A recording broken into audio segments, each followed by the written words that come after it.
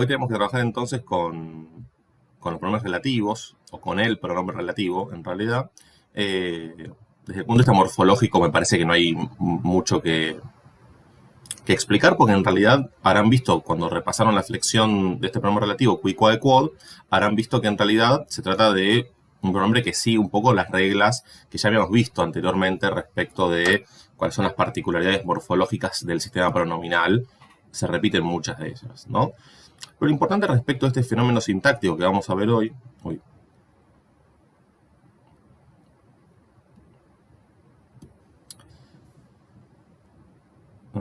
Bien. Las particularidades de las famosas PIA, o sea, proposiciones incluidas adjetivas o proposiciones relativas adjetivas, como las quieran llamar, las dos abreviaturas remiten a lo mismo, ¿sí? Se trata de una estructura que está encabezada siempre por un pronombre relativo.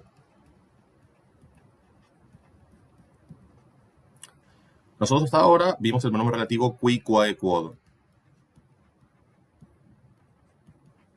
Por ejemplo, los pronombres que ustedes utilizan para denominar a los circunstanciales del lugar, ubi, de, quo, qua, también en realidad son pronombres, ¿sí? Y pueden funcionar de esta manera, pero eso lo vamos a ver más adelante. Por el momento, y a los efectos del latín 1, las relativas o las proposiciones adjetivas que pueden aparecer van a estar encabezadas por este pronombre, qui, quae, quod, ¿sí? Simplemente respecto a la flexión, digamos, no voy a repetir el cuadro que ustedes ya conocen, pero tengan en cuenta lo siguiente. El cambio de grafía en el singular para el dativo, que es qui, cambio de grafía que también se ve en el genitivo, que es cuius, ¿sí? Que acá viene el cuyo en castellano, ¿no? Fíjense que tanto en genitivo singular como en dativo singular aparece esta desinencia que ya habíamos visto como característica de los pronombres. Ius para el genitivo y la i para el dativo. Por lo demás, y tengan en cuenta que quae es una forma sumamente ambigua, ¿sí? Porque quae es nominativo femenino singular, femenino plural y neutro plural, lo cual puede generar digamos, un alto, digamos, una probabilidad alta de ambigüedad, ¿sí? En el contexto oracional, pero bueno. La ventaja que tiene este pronombre relativo, ahora cuando vayamos a las oraciones, es que mantiene una relación de concordancia con su antecedente. Y esa concordancia con el antecedente es la palabra a la cual se refiere en la oración principal, es una concordancia que se da en caso, perdón, al contrario, en género y número. Es decir, el pronombre relativo respecto de su antecedente no concuerda en caso, género y número como pasa con los adjetivos al modificar a un sustantivo. Acá no. Acá la concordancia se da solo en género y número. En cuanto al caso, el caso del pronombre va a depender de la función sintáctica que ese pronombre cumpla al interior de la proposición, ¿sí? Entonces, digamos, esto sirve, digamos, para, por ejemplo, si tienen un quae, poder desambiguar en qué caso está, conociendo el género y el número del antecedente. Porque ese quae va a tener que tener el mismo género y el mismo número, ¿sí? La proposición incluida adjetiva justamente es un adjetivo, es la expansión de un adjetivo. Entonces, sintácticamente funciona como modificador directo o atributo según la denominación que ustedes utilizan, ¿sí? Entonces, una cosa es la función sintáctica de la estructura, que describimos como una proposición incluida adjetiva o proposición relativa adjetiva, y por dentro, a su vez, esa estructura que al modificar a un antecedente funciona como modificador directo o atributo, por dentro es una estructura predicativa, ¿sí? Es decir, al interior de esta proposición ustedes tienen una relación sujeto-predicado que resolver, ¿sí? Cuando hablamos de predicación, es una relación sujeto-predicado. Estamos haciendo referencia a eso, a la relación sujeto-predicado. Bien. Bueno, hecha esta breve introducción, si les parece, vamos a la primera oración que tenemos para hoy.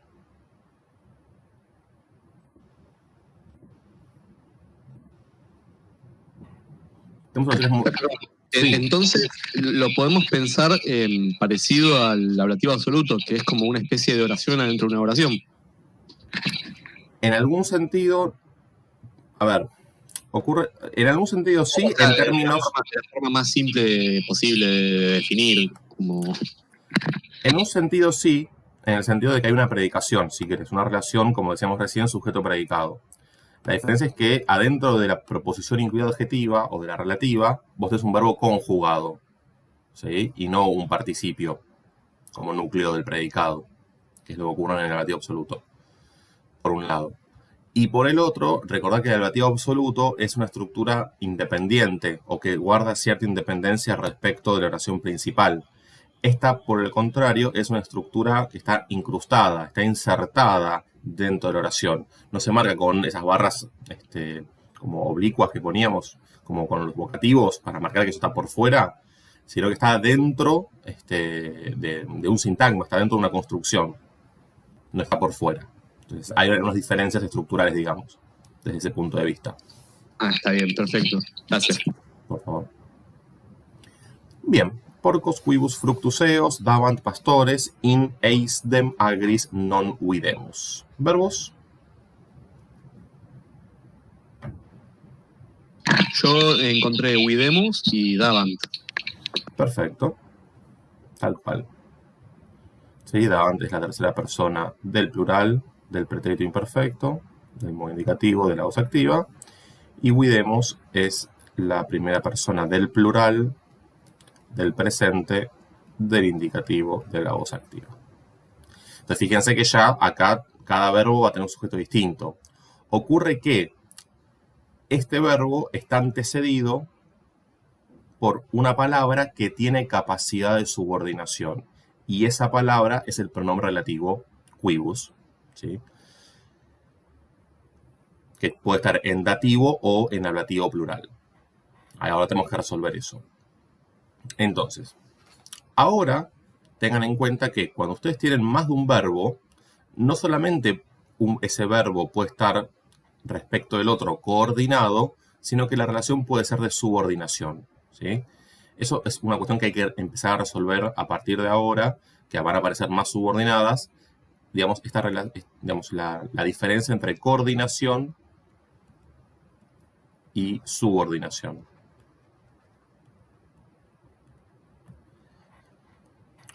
Cuando hay dos verbos o más en una oración, lo primero que tienen que resolver es esto, si estos dos verbos están coordinados o subordinados. Y para eso hay que encontrar la partícula, la palabra, que los vincule, para ver si esa palabra es un nexo coordinante, porque es una conjunción coordinante, o es una palabra que tiene capacidad de subordinación.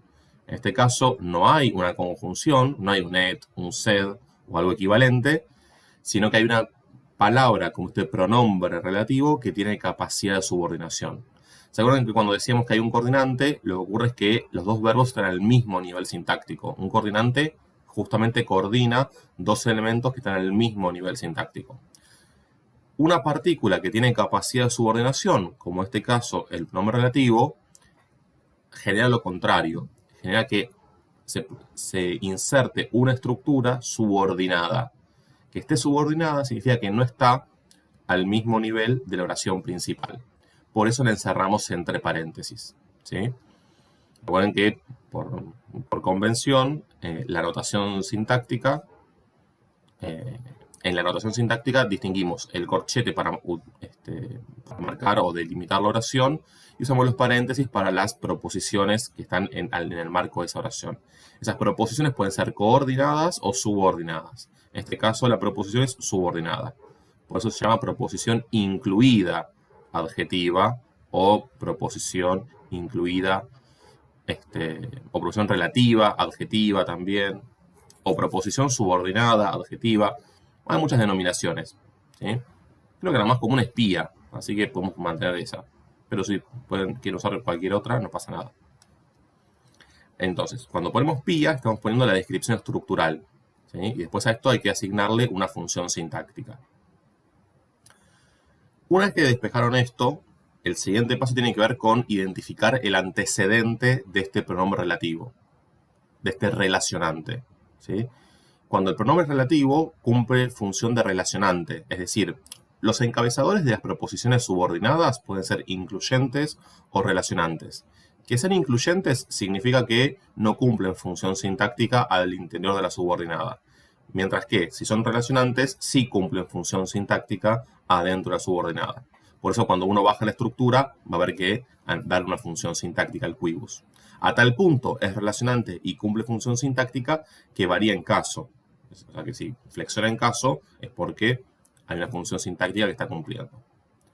Bien, una vez identificado el relacionante, buscamos el antecedente, que por lo general está justamente, como el nombre lo indica, antes en la oración, ¿sí? En este caso, evidentemente, es porcos, ¿sí?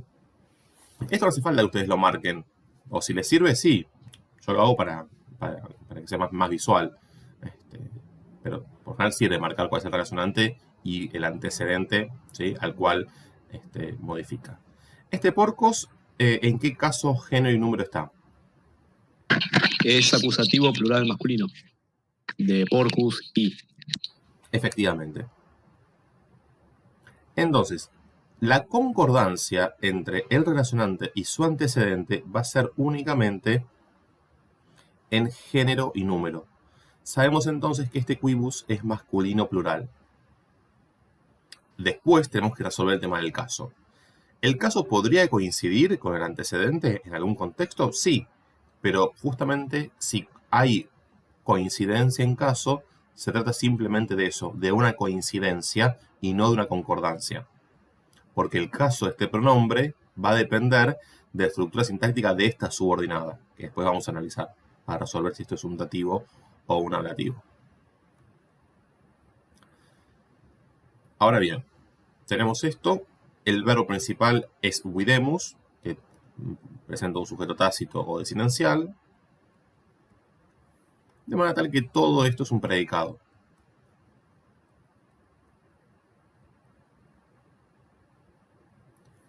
Fíjense cómo, ¿no? que esta adjetiva, ¿sí? Está integrada dentro de una estructura.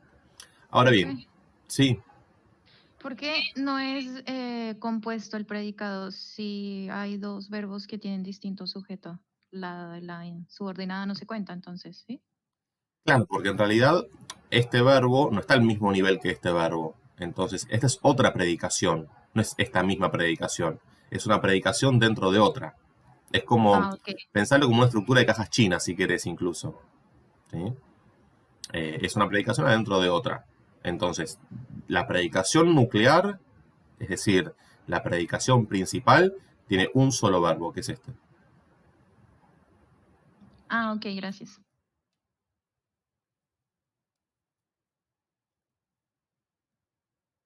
Bien. Este verbo tiene un modificador que es non, circunstancial de negación, índice de polaridad negativa, como lo llamen. In eisdem agris, ¿sí? Es el circunstancial del lugar que tiene estructura de ubi. ¿Este eisdem qué es? ¿Se acuerdan?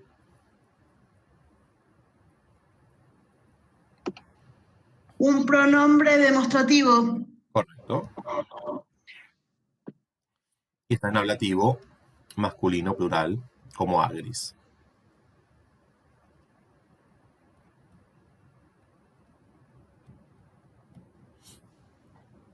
Bien. Perdón, me perdí un segundito. ¿La IPN abajo de non, qué es?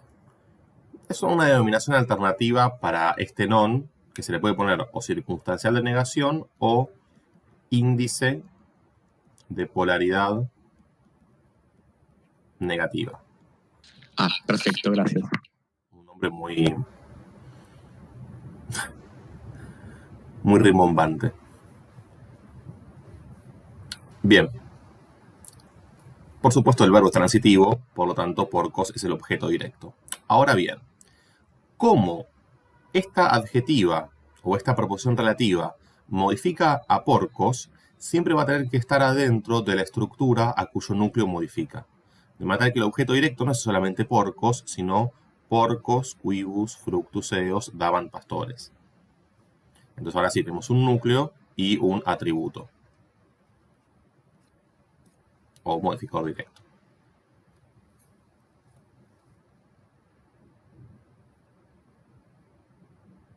Una vez que tenemos esto identificado, hay que recursar la estructura subordinada porque, como decíamos antes, está en un nivel sintáctico inferior al de la oración principal.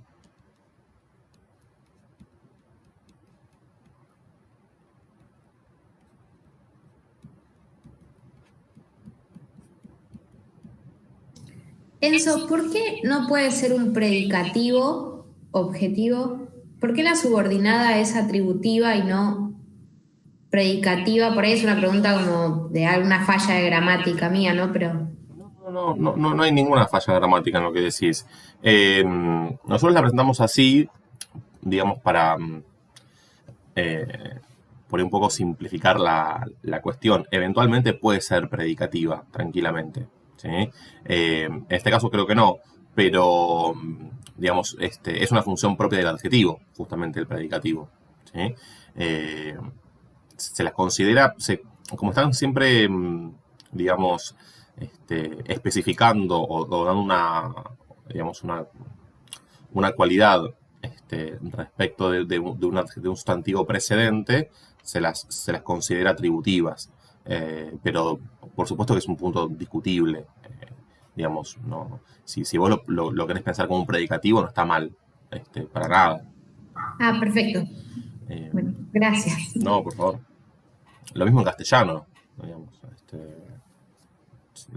A las adjetivas se les suele poner sí, atributo, complemento nominal, alguna denominación por el estilo, pero en realidad también podrían ser predicativas. En algunos ejemplos, yo tengo en mente algún ejemplo, me viene me lo tengo presente porque concursé con ese texto, te lo tengo presente. El Carmen, el poema, Carmen es poema en latín, ¿no? Dentro de la poesía de Catulo, bueno, es un corpus de poesía muy, muy amplio, más de 100 y pico de poemas tiene, ¿no? En el Carmen 51, es decir, en el poema 51, hay una relativa que claramente está en posición predicativa para mí. Y de hecho así la resolví en su momento. Qué sé yo. Depende un poco también del contexto y qué interpretación uno está haciendo del texto, me parece, en definitiva. Pero no está mal lo que decís, para nada. Lo predicativo es como menos, es más transitorio en relación a lo atributivo. Digamos, es menos esencial, es menos. Claro, pero en el caso de... Eso se ve claramente con los adjetivos puros, digamos. Ahora, cuando el adjetivo se expande a tal punto que contiene una predicación, o sea, que es una estructura predicativa, hablar ahí de transitoriedad o de permanencia es un poquito más... se me hace un poquito más difuso que decir blanco, simplemente. Me parece que con alguna cualidad, digamos, una sola palabra, a esto me refiero, se puede predicar el rasgo semántico más menos transitorio con mayor claridad que predicar ese tipo de rasgos semánticos con estructuras predicativas. Pero, insisto, es muy debatible, ¿eh? Y esto que estamos charlando es hilar hiperfino, ¿no? No se preocupen en términos de, digamos, de lo que implica una instancia de evaluación o de parcial o de final respecto de esto.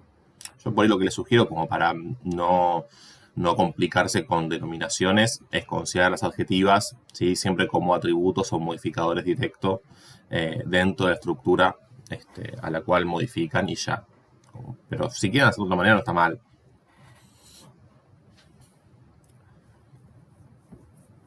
Bien, entonces, quibus, fructus, eos, daban pastores. Tenemos el verbo dabant, ¿sí? Está en tercera persona del plural. Eso ya lo puse arriba. Es el núcleo del predicado. Sujeto para davant.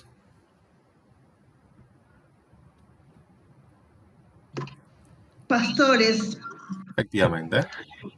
Pastores. Es el nominativo masculino plural. De manera tal que todo el resto es predicado. Bien, el verbo do es un verbo, como ustedes saben, ditransitivo, por lo general, es decir que al objeto directo se le acompaña con un objeto indirecto. Entonces necesitamos un acusativo y un dativo. ¿Qué es lo que está en acusativo aquí? Fructus puede ser. Fructus eos. ¿Sí? Acusativo, masculino, plural. ¿Sí? Recuerden que este eos es is, ea, id.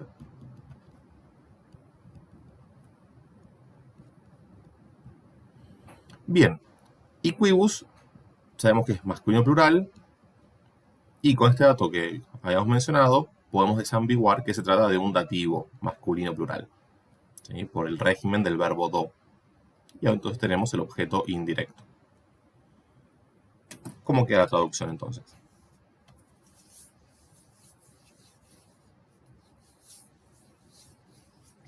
Perdón, profe, si está dibujando en la imagen no se nota.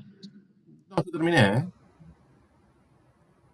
Ah, no, porque como dejó Quibus Fructus Eos sin marcar, pensé que estaba escribiéndolo encima. No, lo marqué.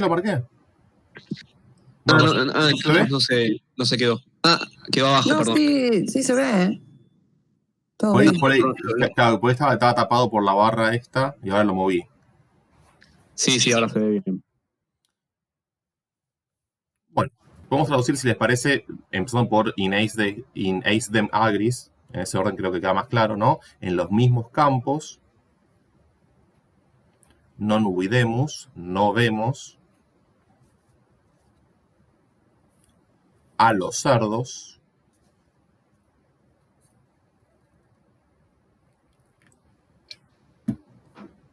y fíjense ahora cómo traducir quibus, a los cuales los pastores daban esos frutos.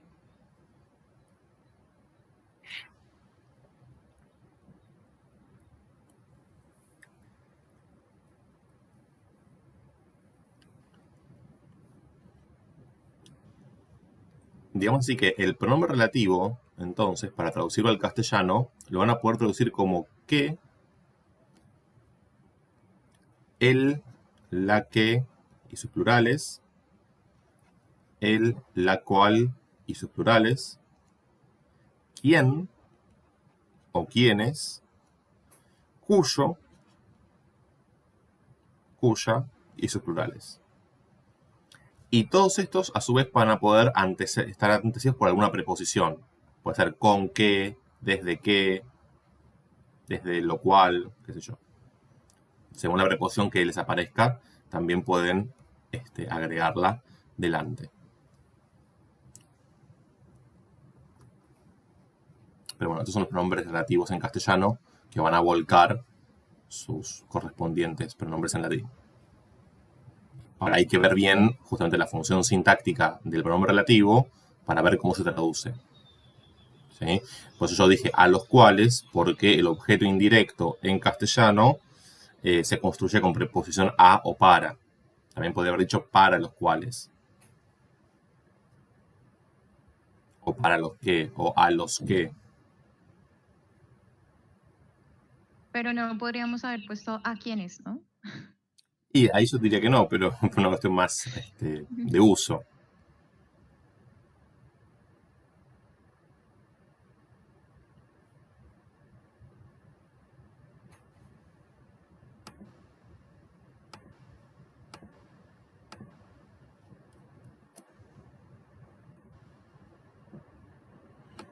Bien.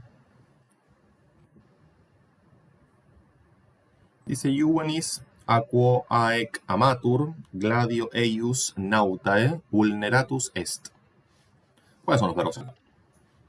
Amatur, Sí, vulneratus est. muy bien. ¿Cuál es el verbo principal y cuál es el verbo subordinado?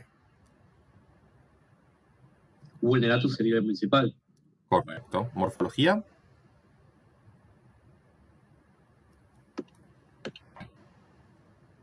que es tercera persona singular del pretérito perfecto en voz pasiva. Muy bien. Fíjense que amatur está precedido por un pronombre con capacidad de subordinación, como es el pronombre quo, que viene de qui, quo, quod. Y fíjense que hay una preposición delante. Cuando tiene una preposición delante, la relativa empieza desde esa preposición, porque en realidad el quo es término de esa preposición. De manera tal que hay que encerrar desde aquí hasta aquí, entre paréntesis, no desde quo. Hay que incluir la preposición. Sujeto para vulneratus est.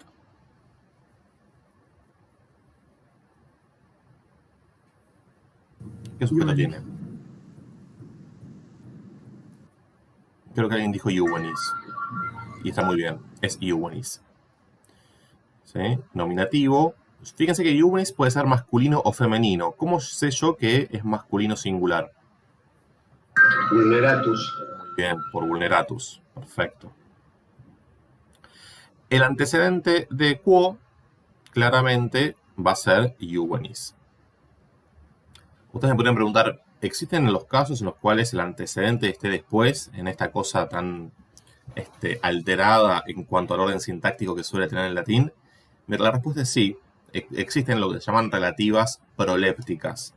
Una relativa proléptica es aquella en la cual el antecedente del relativo está pospuesto, ¿sí? Está más adelante en el discurso o en el texto. Son frecuentes, tienen cierta frecuencia, pero de ninguna manera ustedes van a tener que resolver eso, ¿sí? Busquen siempre el antecedente antes. Nunca les vamos a poner una relativa proléptica, a esto me refiero. Enzo, esta preposición que está delante del quo, que vendría a funcionar como si fuera un de la cual, una cosa así, ¿o no? No, yo creo que no. No. ¿Y qué otras preposiciones pueden estar delante? ¿Cualquiera de ellas? Sí, cualquiera. Porque en realidad la preposición depende del régimen del verbo. Y acá el verbo está en voz pasiva. Como el verbo está en voz pasiva, en realidad este A es el A no tanto separativo, como estabas traduciendo, que podría haber sido igual, ¿eh? No es tanto el A ese del unde, digamos, cuanto el A del agente. Ese A quo es un agente. El joven, o sea, traduzco rápido para que se entienda, después lo vemos con detalle. El joven por quien ella es amada. La idea es esa. Sí, te tiraba de la cual como, no la hice a la traducción, pero como para preguntarte si eso funciona como ese tipo de preposiciones en el español. Ah, sí, te entendí mal. Sí, No, claro, bien. sí, Y puede ser cualquiera de ellas en función de lo que... En función del verbo. De la función que tenga, ok. Fundamentalmente, Gracias. piensen que el verbo en general es el que organiza la estructura sintáctica de toda la oración. No, el verbo es el que distribuye papeles temáticos. Digamos, el verbo tiene lo que llamamos estructura argumental. Por eso es la clase de palabra, a mi modo de ver, más importante en términos sintácticos para resolver este tipo de ejercicios, porque justamente al tener esto que llamamos estructura argumental, se define, bueno, qué tipo de sujeto puede tener, qué complementos selecciona, en qué caso, con qué régimen, etc. Por eso es muy importante como desmenuzar bien no solo la morfología del verbo, sino también todas estas particularidades, si es transitivo, si no es transitivo, si va con si rige cierto caso, o va acompañado de cierta preposición, si tiene voz pasiva que puede llevar a un agente, ¿sí? Todos esos elementos, digamos que son importantes porque permiten como ir despejando la sintaxis. Y entre el pronombre y la preposición, ¿sigue valiendo la regla de que una preposición rige casos? Totalmente.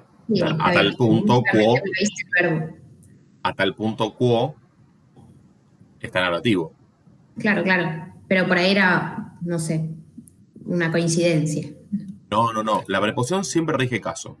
Esté donde esté la preposición. ¿Sí? Sí. Salvo que pueden tener preposiciones que funcionen como adverbios. ¿Sí? Vieron que hay palabras, no sé, como post. ¿Sí? Puede ser después o después de. según, digamos, el uso. Pero sí, la preposición rige caso siempre.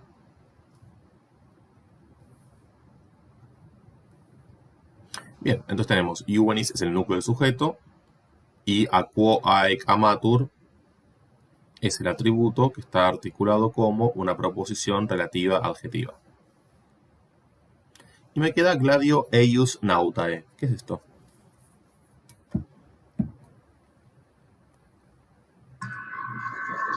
¿Un circunstancial de instrumento? Bien. Yo creo que se puede hacer de dos maneras. Puede ser, como bien dice el compañero, circunstancial de instrumento, o incluso puede ser un agente, digamos, sin preposición, porque es un agente inanimado, es decir, lo que llamamos complemento de causa eficiente. Según el análisis que usemos, traducimos de un modo diferente. Si lo entendemos como un instrumental, hay que traducirlo por con. Y si lo entendemos como una causa eficiente, hay que traducir por. Uno y otro se construyen con ablativos sin preposición, que es este gladio, ¿no? Es el núcleo del circunstancial, y eius nautae es el especificativo. ¿Sí? Recuerden que eius es un genitivo que también viene de este is e aid.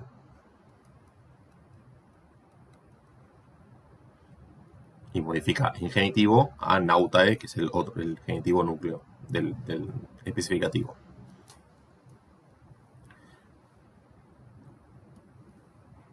Bajamos la estructura. A quo haec amatur. Tenemos el verbo amatur, que está en presente, tercera persona del singular, del modo indicativo de la voz pasiva. Haec es el sujeto, es el nominativo femenino singular de ica e coc. Podemos traducir por esta o por ella directamente. Y el a quo, que es el agente.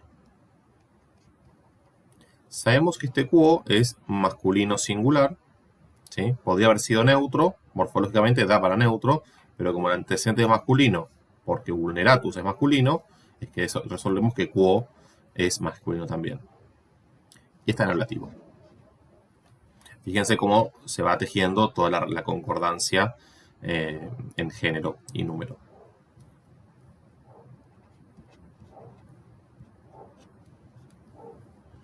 Bien, la traducción sería entonces: el joven por quien ella es amada fue herido o ha sido herido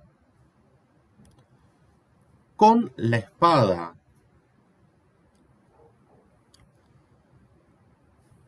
de aquel marinero o de ese marinero, o por la espada de ese marinero.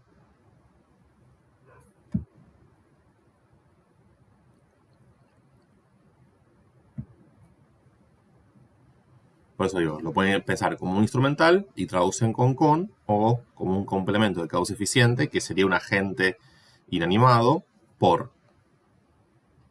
¿Sí? Es una cuestión de interpretación. Si entienden que la espada es la causa eficiente, digamos, que hiere, lo que hiere, digamos, o el instrumento con el cual se hiere. Es las dos cosas, claramente, pero bueno, hay que optar por una, en realidad.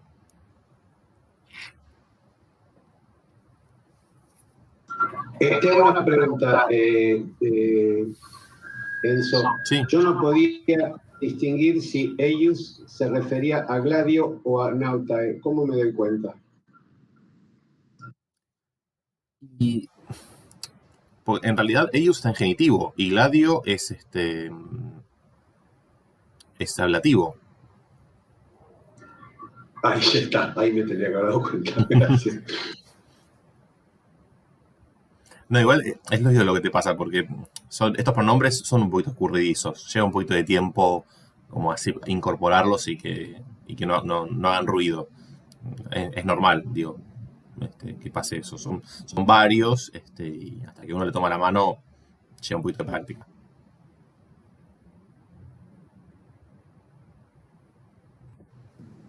¿Te hago una pregunta? Sí, obvio. Is tiene como la misma cercanía, por decirlo, que ik o que ile.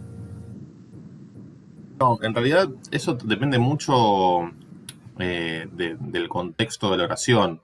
Eh, yo acá, digamos, traduje así, porque estoy entendiendo que por un lado está el joven que ama a ella, y por otro lado está él como el contrincante, que es el marinero.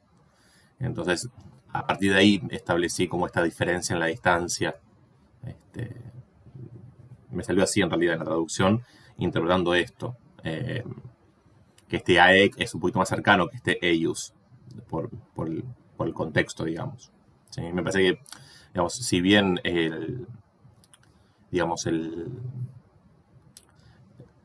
hay como usos más o menos definidos para cada pronombre, en realidad hay que mirar más el contexto para ver cómo funcionan, en ese sentido.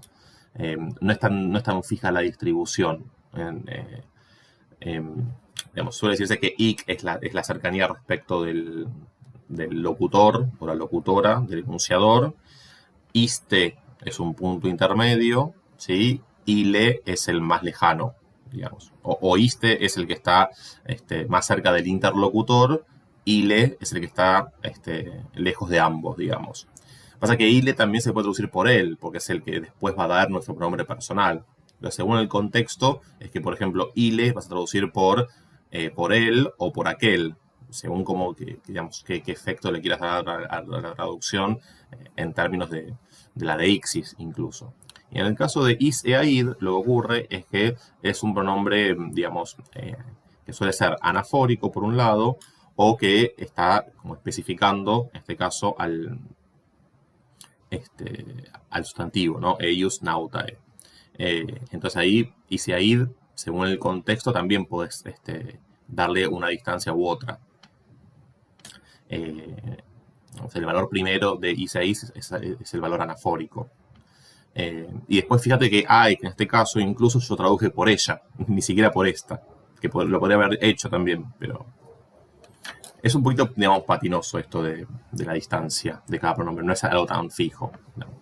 Piensen como esto, el esquema general que se puede dar para los pronombres, y después hay que ver bien en cada oración cómo se vuelca esa relación deíctica. Claro, es bien flexible, depende Sí, del contexto. en realidad sí.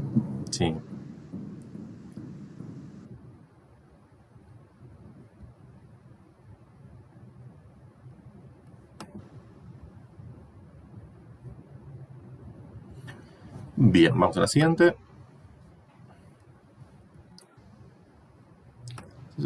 Esta tiene una pequeña dificultad.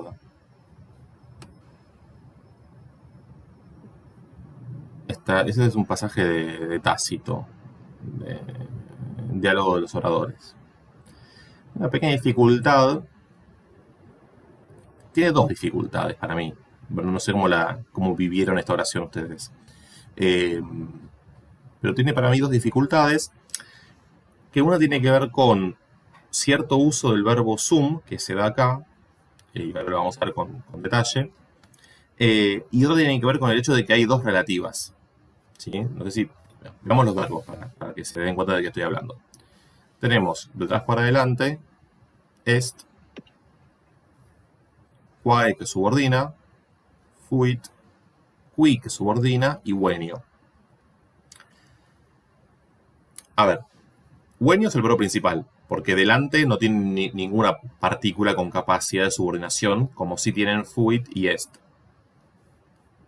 Entonces este verbo venio, que está en primera persona del singular, del presente, del indicativo, etc. El sujeto todo es todo un gran predicado, porque el sujeto es desinencial o tácito.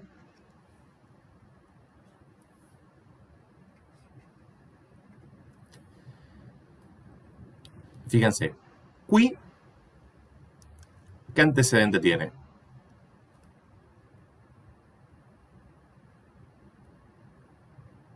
Quiqueronem, efectivamente. ¿Y quae, qué antecedente tiene? Pugna. Muy bien, pugna. Este entramado, digamos, de referencias hace que, en realidad, esta relativa de quae esté adentro de esta otra. Es decir, hay una relativa adentro de otra. Creo que esa es la primera dificultad que presenta el texto, ¿sí?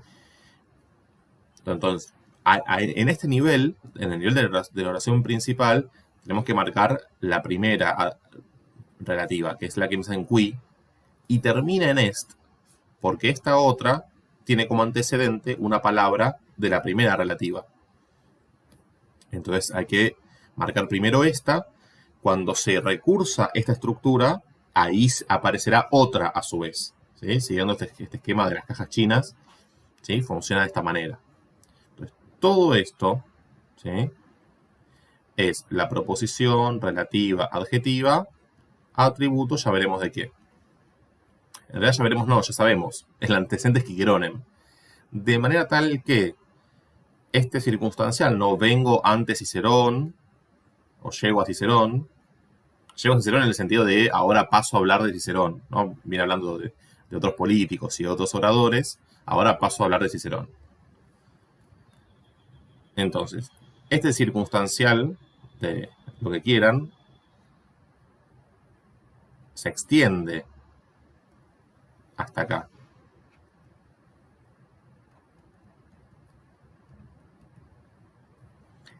Y a su vez el término.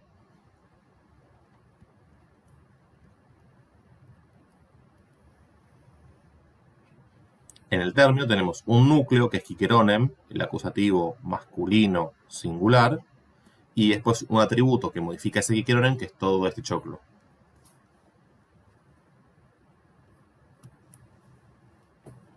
¿Se ve esto? ¿Alguna pregunta? ¿Hasta acá?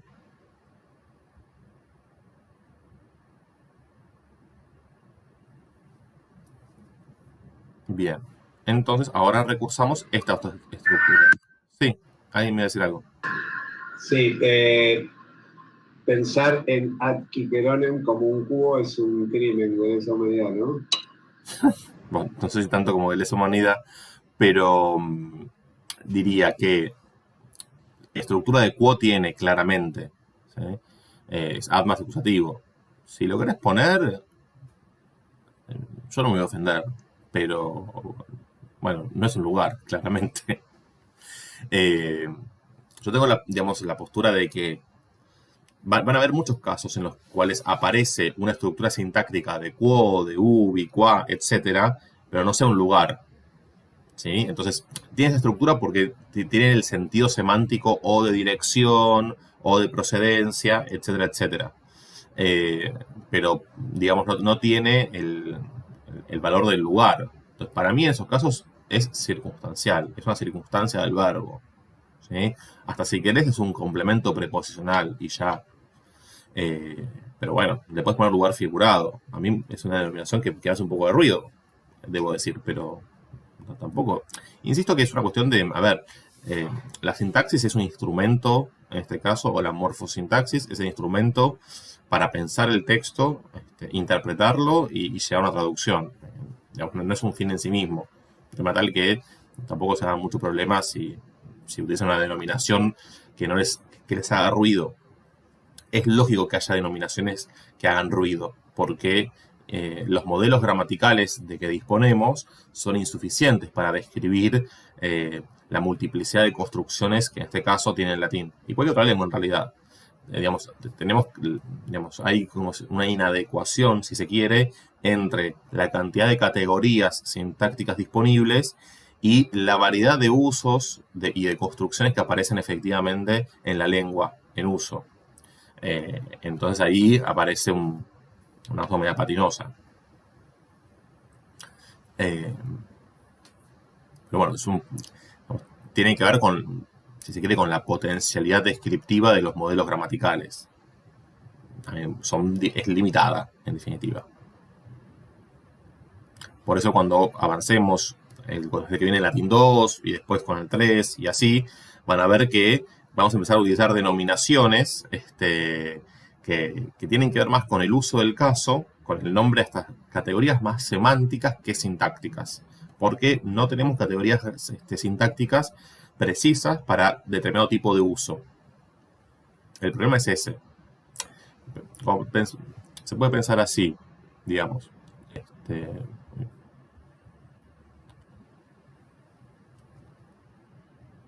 Digamos,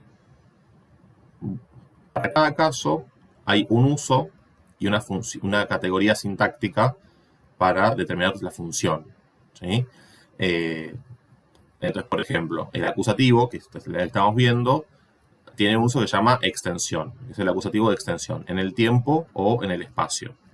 La función sintáctica que le corresponde a ese uso, al acusativo de extensión, es la categoría circunstancial. Pero hay una cantidad de usos que no tienen una denominación correspondiente o una categoría correspondiente en términos sintácticos, ¿sí? Como, por ejemplo, el acusativo de relación. Doy un ejemplo, nada más. No importa lo que es. No hay para el acusativo de relación una categoría sintáctica propia, precisa, exclusiva. Entonces uno termina utilizando la denominación que tiene que ver con el uso del caso frente a la carencia de una categoría sintáctica propia. Entonces ahí digamos, se ve esto que estamos diciendo, ¿no? De que los modelos gramaticales tienen una potencialidad descriptiva o explicativa limitada en ese sentido.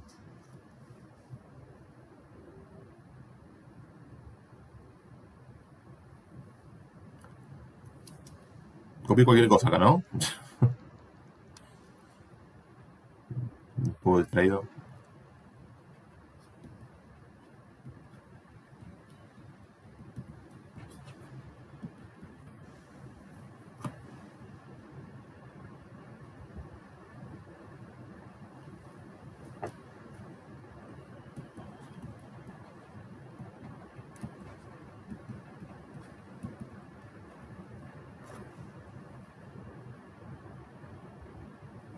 Bien. Bueno, tenemos dos verbos entonces, que ya los hemos marcado, est y fuit, y otra relativa. ¿Sí? Ahora tenemos que marcar esta otra y ver su antecedente, que como dijimos es pugna. ¿Cuál es el sujeto de fuit?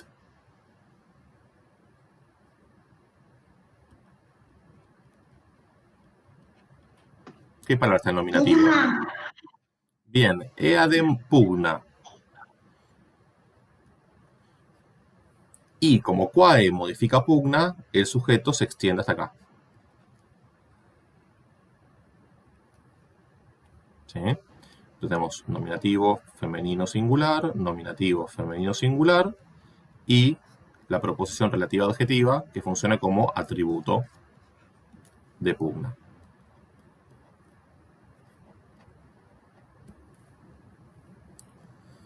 Bien, este qui, nosotros sabemos que es masculino singular por su antecedente y como tiene desinencia ahí, es un dativo. O sea que todo esto es predicado.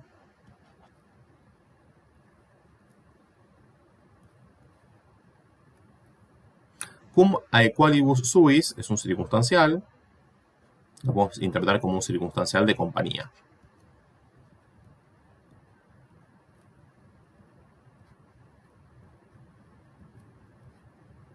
Aequalibus son sus iguales en sentido temporal, se refiere a sus coetáneos, a los coetáneos de Cicerón. Esto está en ablativo masculino plural.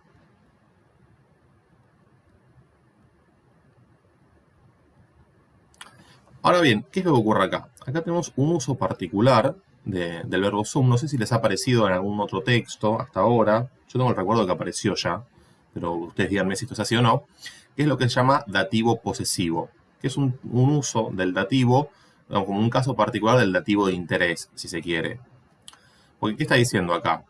Que la misma pugna, la misma lucha, la misma disputa que Cicerón tuvo con sus coetáneos, ¿sí? Es la que ahora él tiene con ustedes, ¿no? La que yo, tengo con ustedes, ¿no? Hablando tácito. Entonces, Fíjense, yo puedo decir, por ejemplo, no sé, domus mi est. ¿Sí? Este es un dativo. Yo estoy diciendo, la casa es para mí. Si yo digo la casa es para mí, es lo mismo que si yo digo tengo una casa. ¿De acuerdo? Eso lo que está demostrando es que el sentido de este dativo de interés tiene un sentido posesivo. ¿Sí? Entonces, cuando hay un dativo posesivo, en lugar de traducir la casa es para mí, que es una traducción un poco tosca, se puede traducir el verbo sum por tener. ¿Sí?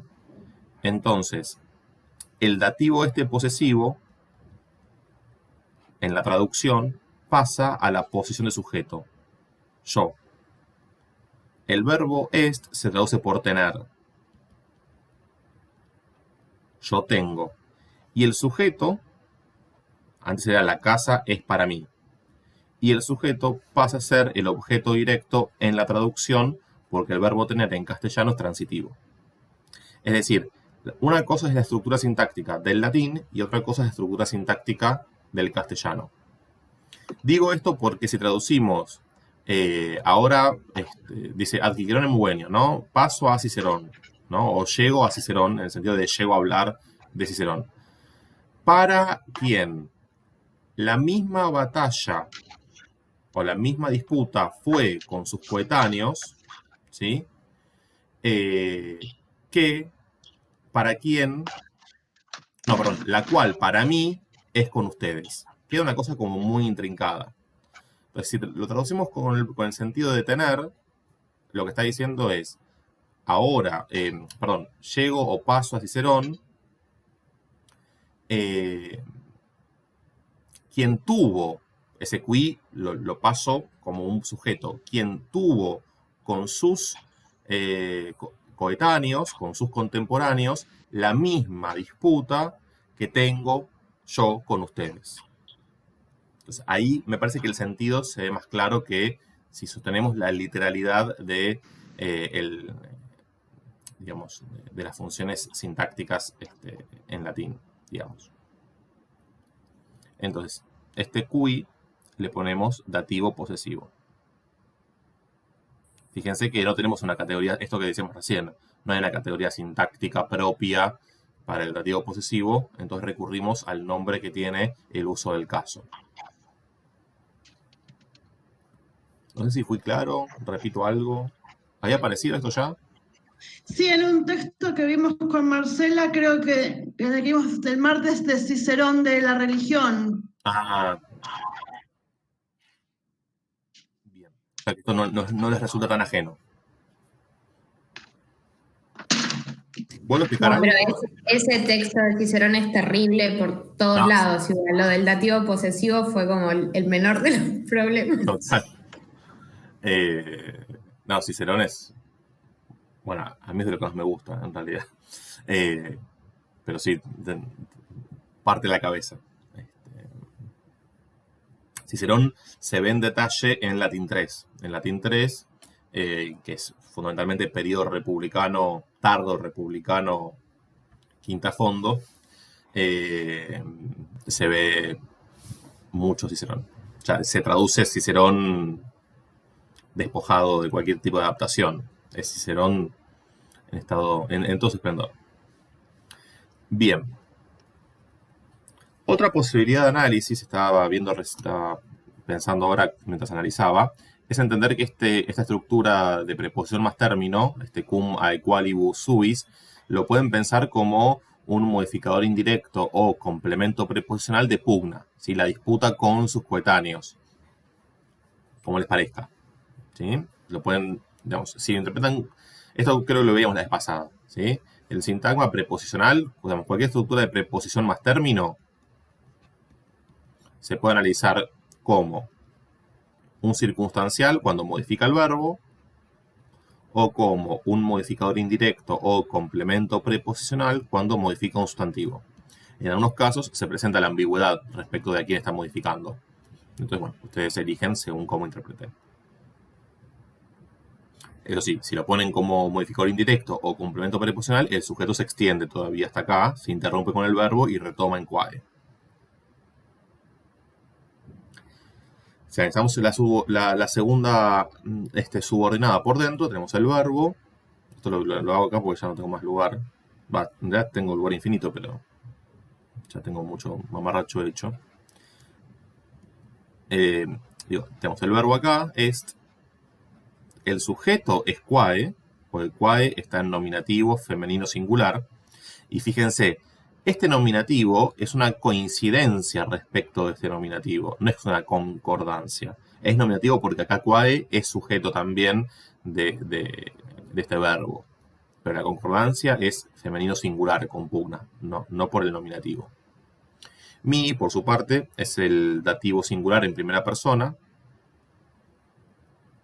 Y vobiscum es el circunstancial de compañía que veíamos recién.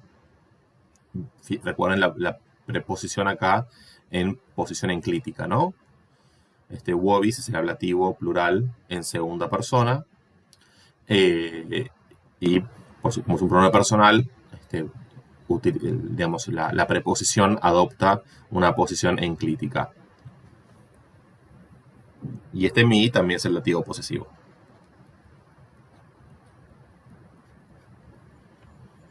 Repito algo, la traducción.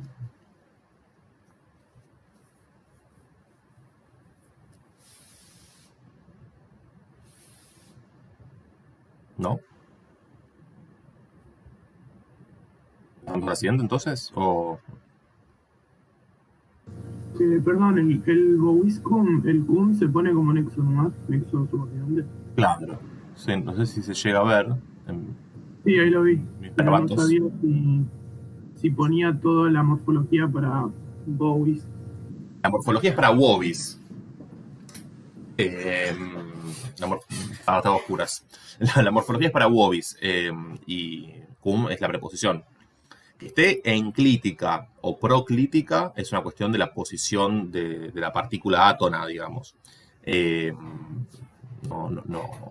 no tiene que ver con la morfología, digamos. Ah, está bien. Con todas las enclíticos pasa lo mismo, ¿no? Sí. Claro. Sí, de hecho, enclítico, o sea, siempre la función que le corresponda. O sea, el cum es subordinante, pero el que es coordinante. Pero hay que marcarlo y lo que viene antes hay que analizarlo en sí mismo.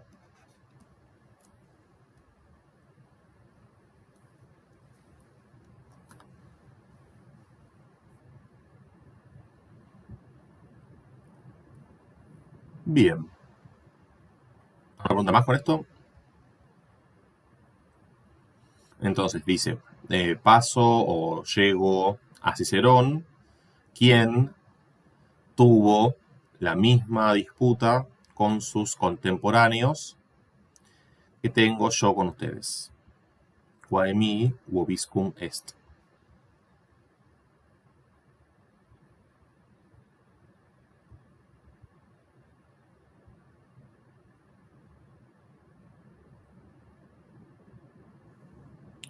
¿Se puede repetir?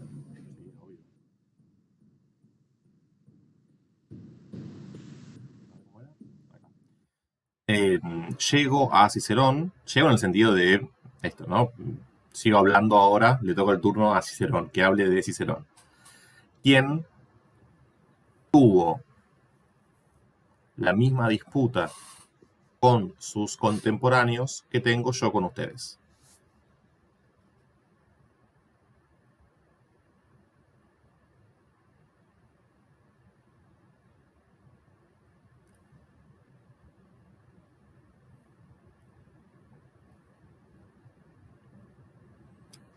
Yo pasaría a la quinta, porque en la cuarta no hay ninguna relativa. Y me parece que es más sencilla.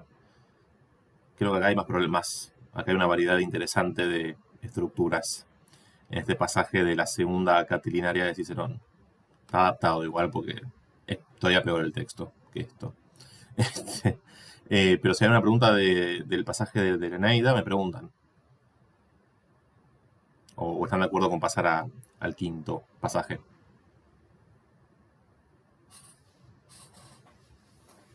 Creo que alguien tiene una pregunta en el chat, si no estoy mal. A ver.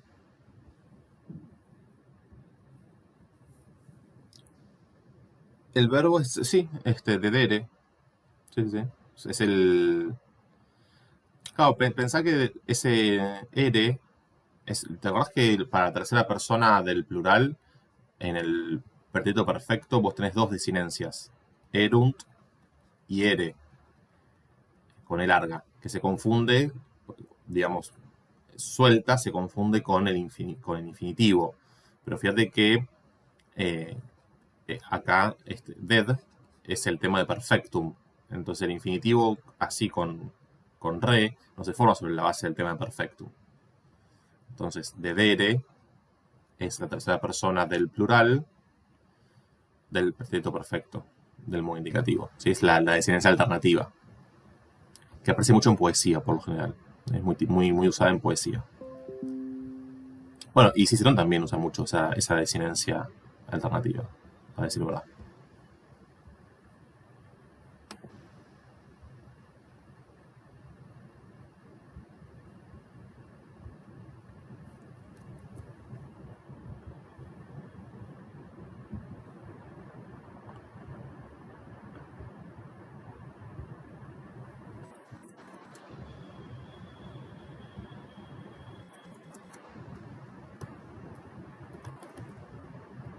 Bien.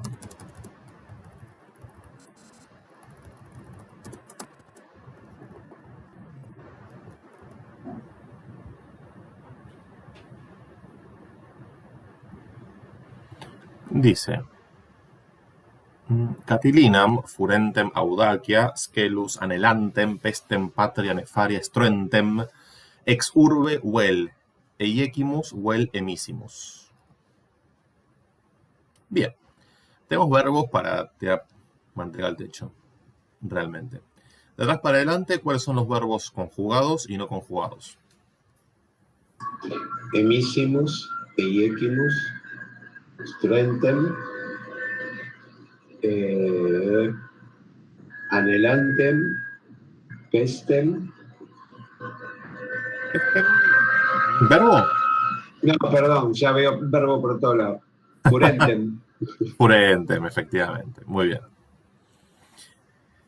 Tenemos estos dos verbos, ¿qué relación mantienen? ¿De coordinación o de subordinación? Me refiero a eiequimus y a emissimus. Coordinación. De coordinación por well. Fíjense que cuando tenemos el well repetido son coordinantes correlativos.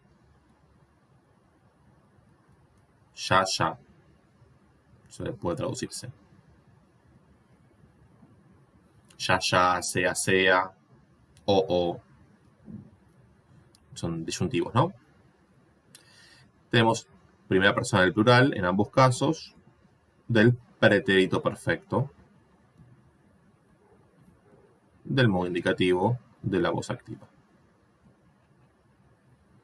De manera tal que es todo un gran predicado con sujeto desinencial o tácito en primera persona del plural. El predicado es compuesto, ¿no? Bien.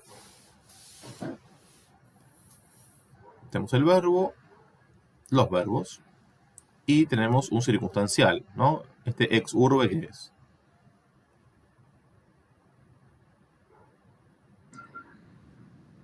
Un unde.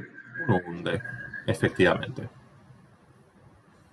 Ablativo, femenino, singular. Bien, ahora tenemos que resolver todo esto. Fíjense que lo que tenemos son tres construcciones de participio concertado. Furentem audacia, scelus anhelantem, pestem patria nefarie struentem. Entonces, acá tenemos dos posibilidades de análisis, ¿no? Porque claramente estos participios se están modificando a catilinam, ¿no? Entonces, se puede o bien meter todo dentro de un gran objeto directo, ¿sí?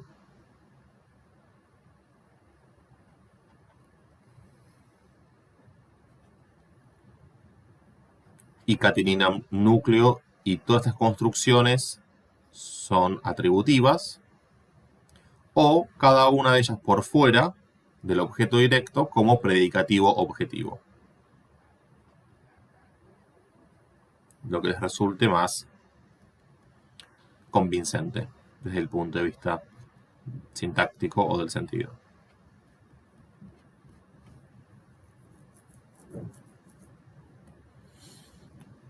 Bien, furentem son todos acusativos masculinos singulares, claramente, porque el participio concertado justamente concuerda en caso genio número con el sustantivo al cual modifica, ¿no? Como cualquier adjetivo. Bueno, y de ese núcleo dependen distintos modificadores en cada caso. Audacia, ¿en qué caso está?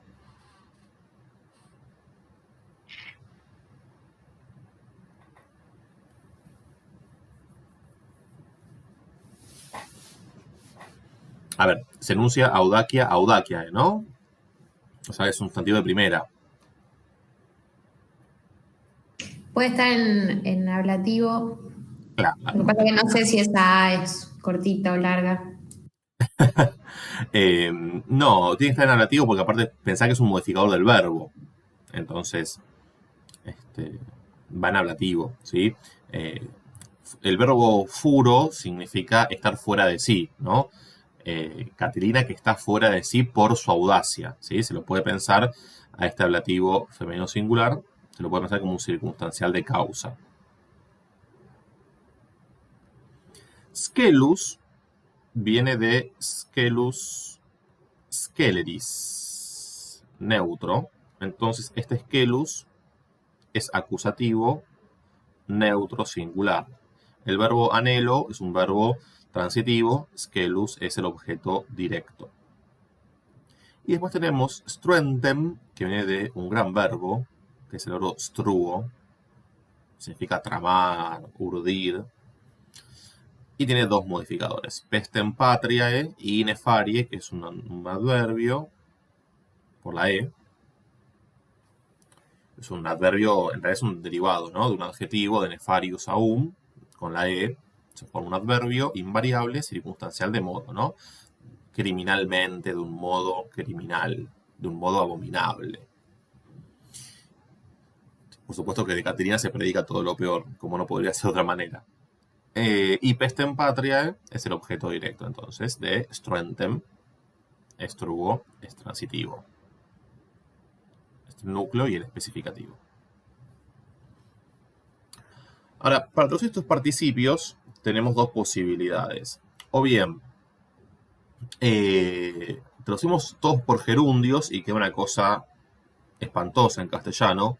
Recuerden que el castellano mal tolera la acumulación de gerundios, ¿sí? En cualquier manual de corrección de estilo van a ver que dice que hay que evitar acumulación de gerundios en castellano. Así que yo evitaría gerundiar demasiado aquí. Entonces la solución que tenemos es traducir cada una de estas construcciones de participio por una relativa. Entonces, Catilina que, etcétera, etcétera, y ahora conjugar los participios, pero ¿en qué tiempo? Hay que conjugarlos en pretérito imperfecto, porque el verbo principal o los verbos principales están en un tiempo del pasado, están en pretérito perfecto. Entonces, por correlación temporal, este participio de presente o estos participios de presente va a haber que traducirlos en imperfecto, ¿sí? Entonces, ¿qué dice acá? Ex urbe, de la ciudad, ya lanzamos, ya echamos a Catilina,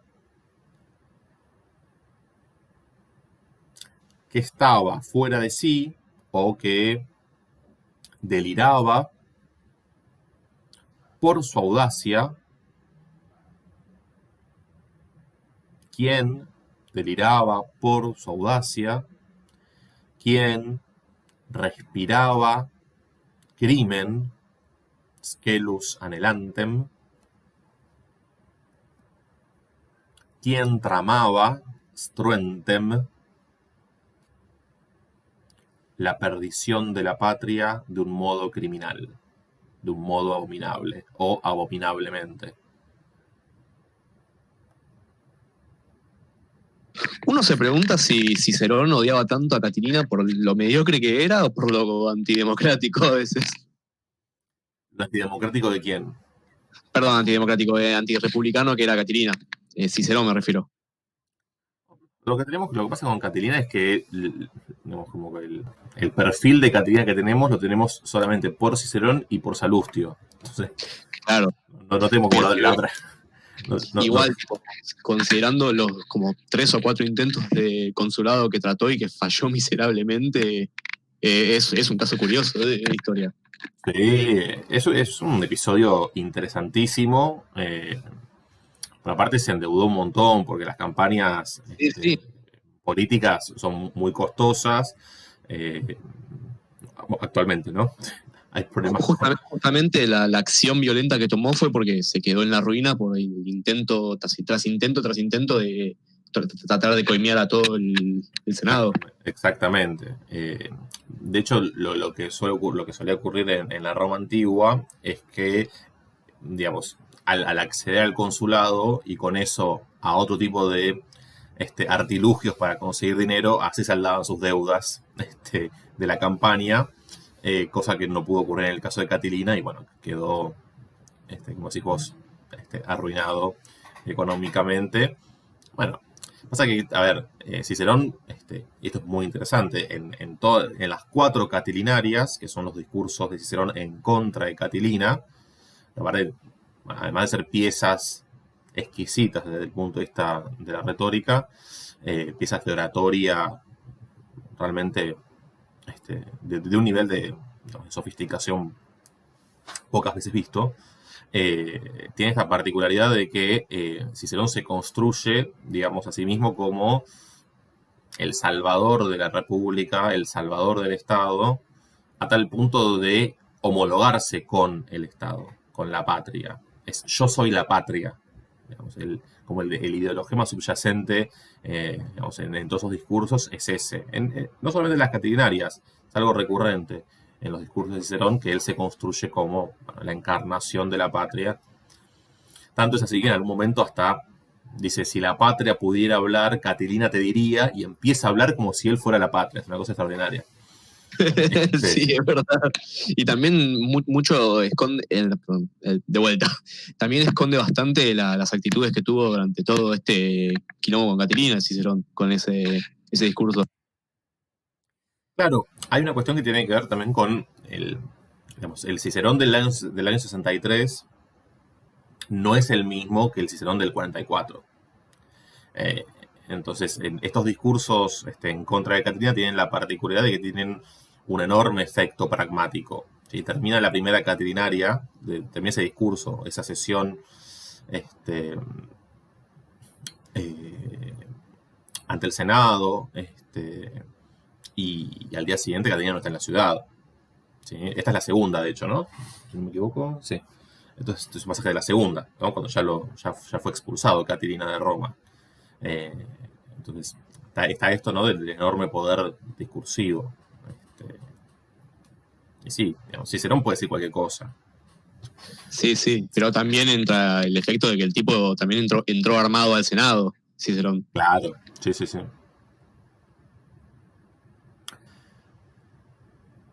Bueno. No, yo lo que me refería en realidad es que está esto de la palabra como un instrumento de poder realmente en ese momento y que eso después se trastoca, digamos. Claro.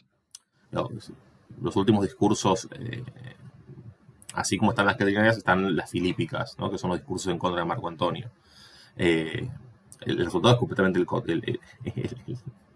contrario, ¿no? Después de la filípica, a Cicerón lo terminan matando, ¿no? Acá es al revés. Digo, en cuanto al poder discursivo.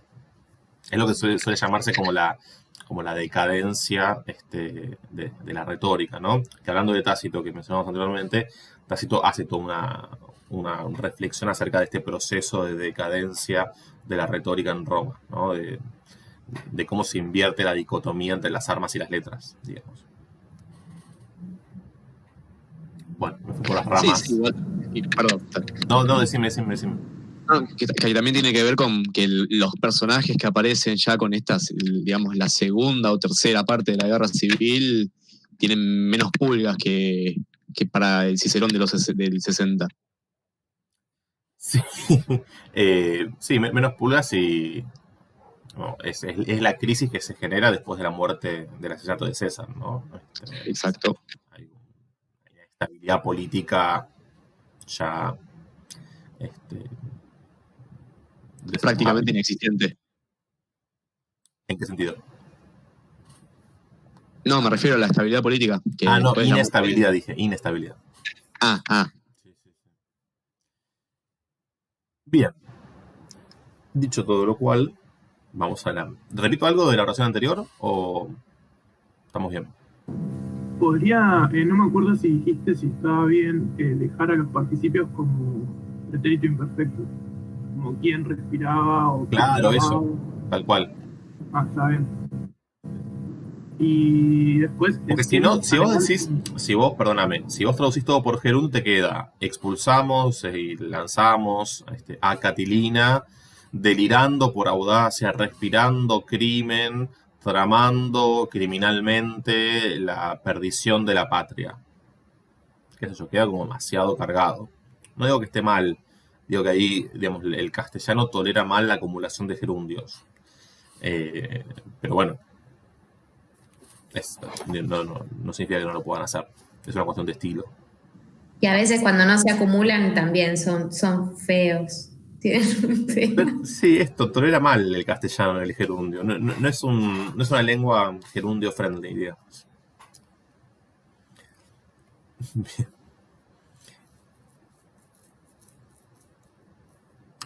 ¿Algo más del anterior? No sé si faltaba algo. Bien.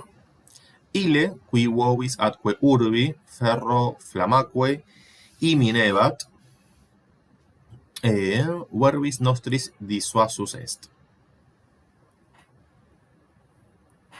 Este verbo imino es iminebat, acentué mal yo, es iminebat. Bueno, son los dos verbos que tenemos. Y tenemos uno subordinado, claramente, por qui. De modo tal que el principal, es disuasus est. ¿Sí? En la tercera persona del singular, del pretérito perfecto, del modo indicativo de la voz pasiva. El sujeto de disuasus est es ile, por supuesto, ¿no? Nominativo masculino singular, que es el antecedente del relativo qui. Entonces el sujeto va a haber que extenderlo hasta que termine la relativa, que termine con el verbo.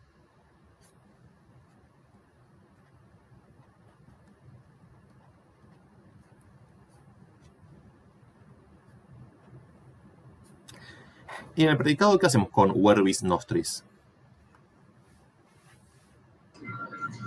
¿Es un circunstancial de instrumento o algo así? Tal cual. Y creo que vale un poco lo que decíamos antes con la espada. ¿Sí?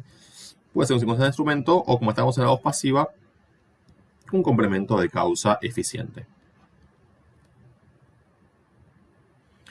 Verbis está ablativo neutro, porque es verbum y, plural, nostris, lo mismo.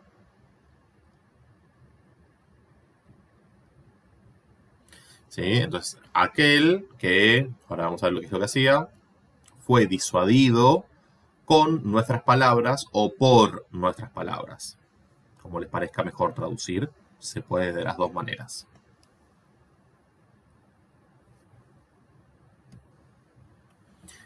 En la subordinada, que hay que recursar, y yo no lo voy a hacer, el verbo está en tercera persona del singular, del imperfecto, del modo indicativo de la voz activa, y tiene como sujeto qui. Acá nuevamente hay coincidencia en caso, pero es coincidencia, no es concordancia. Entonces todo lo demás es predicado. Bien, ¿cómo resolvieron los modificadores del verbo? Y hay dos, ferro flamaque y bovis atque urbi. Muy bien. ¿Y cómo los analizaste? Y uno es otra vez un circunstancial de instrumento, parecía, y el otro es un objeto directo o un dativo de interés o algo así. Sí, efectivamente, es un dativo de interés, ¿sí? Recuerden que el dativo de interés tiene como dos direcciones, digamos, dos valencias. Puede ser dativo de interés en beneficio o en perjuicio de, ¿sí? Es lo que se llama dativo de interés comodi, si es a favor, digamos, en beneficio de, o incomodi, si es en perjuicio. Este es un dativo de interés incomodi.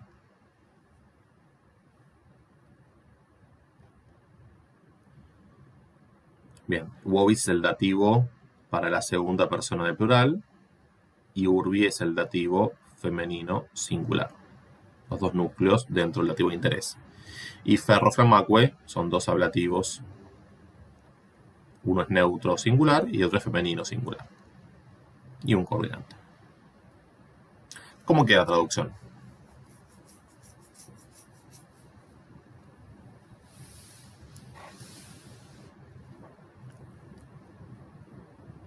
Aquel o él. Yo acá dejaría el aquel, justamente por cómo trabaja la de Ixis, Cicerón en particular. Aquel que amenazaba a ustedes y a la ciudad con el hierro y el fuego, o el hierro y la flama, si quieren ser más literales, fue disuadido por o con nuestras palabras.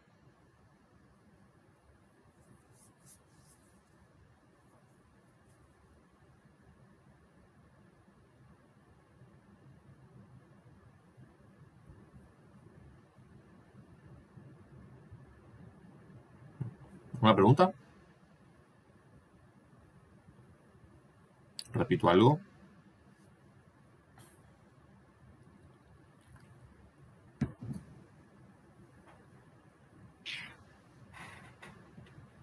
Bueno, esta oración es muy sencilla, ¿no? Son tres verbos yuxtapuestos.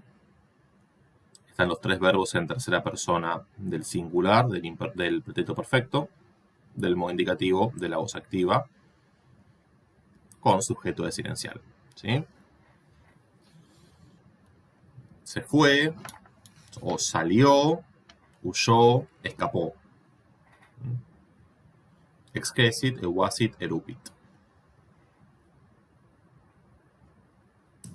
Es como lo contrario de Vini, Vidi, Vinci. Es como exactamente lo contrario.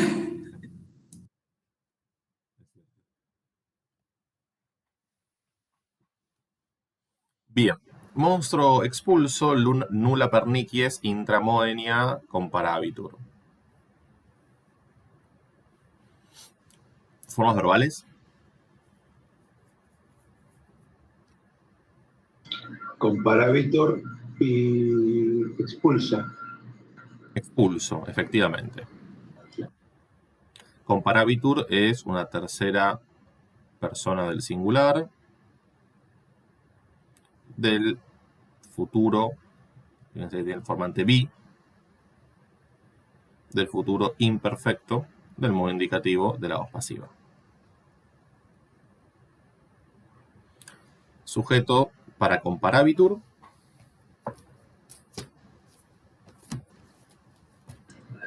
Nulla pernicies. Nulla pernicies, efectivamente.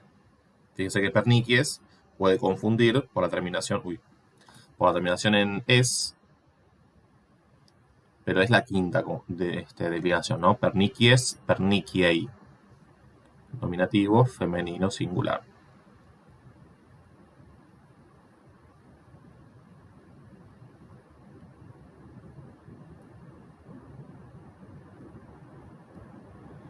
¿Y qué hacemos con monstruo expulso? Es un ablativo absoluto. Efectivamente.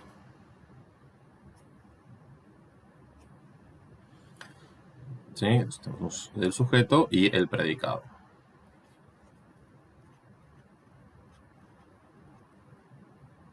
Monstruo es ablativo neutro singular. Expulso ablativo neutro singular, porque recuerden que dentro del ablativo absoluto también hay concordancia entre el participio y el sustantivo, ¿no? Y después tenemos un circunstancial del lugar al interior del predicado, de la oración principal, que es intramoenia. Y este moenia es acusativo neutro plural. Traducción.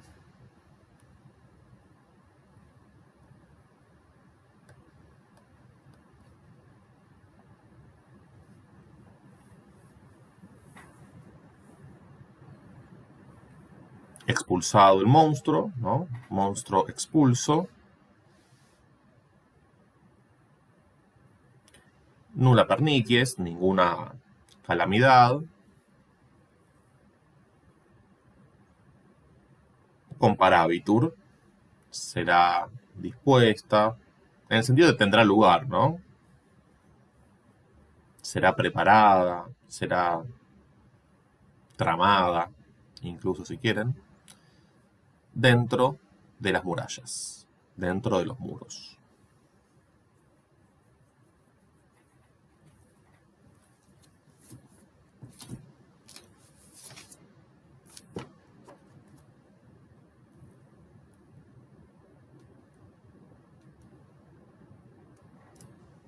¿Una pregunta?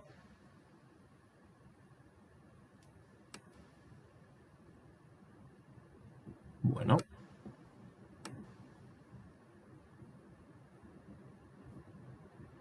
Supongo que nos queda tiempo para un pasaje más de todos estos. ¿Alguna preferencia? ¿O seguimos en orden por este otro de Cicerón?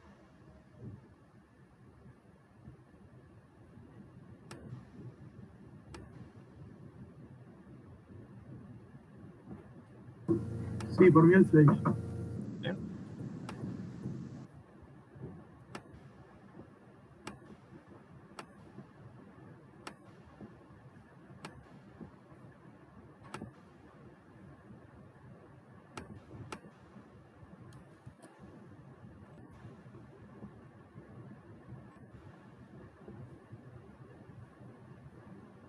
Un poquito larga la primera oración.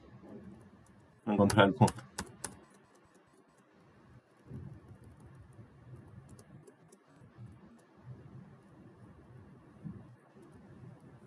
Bueno, lo que tienen estos pasajes que están buenos por ahí porque tiene un poco de todo. Viene bien como repaso general, ¿no?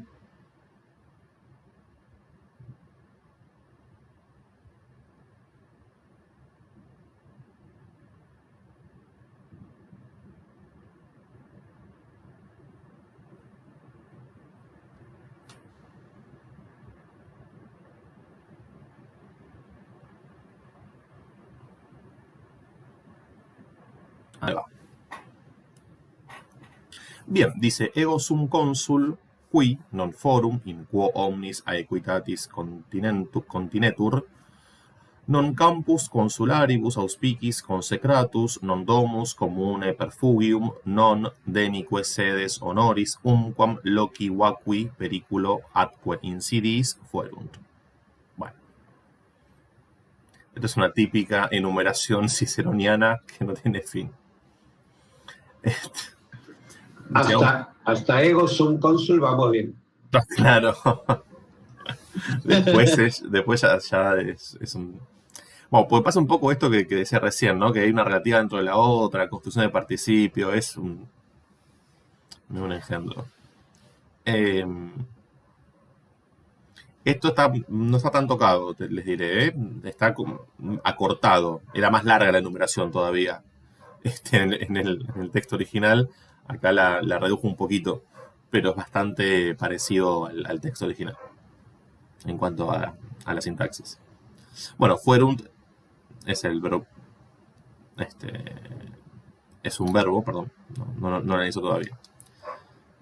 Fuerunt es un verbo. De atrás para adelante, ¿qué verbo sigue? Después de fuerunt.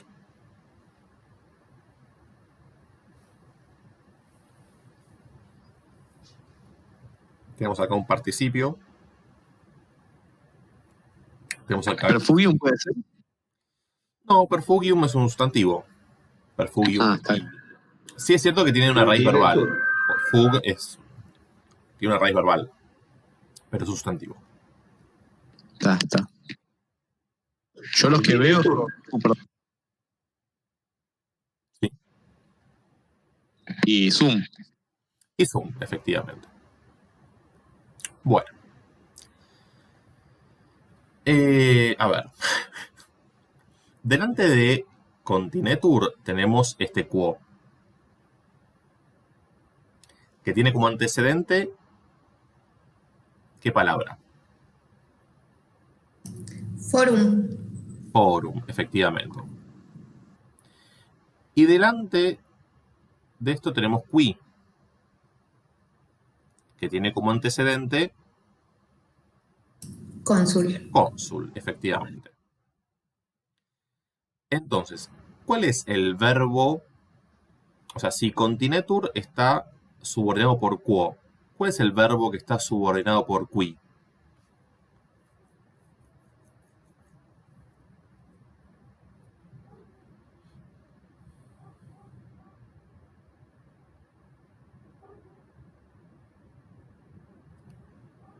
¿Es un Zoom que se fue? No, no me sale la palabra. El idido.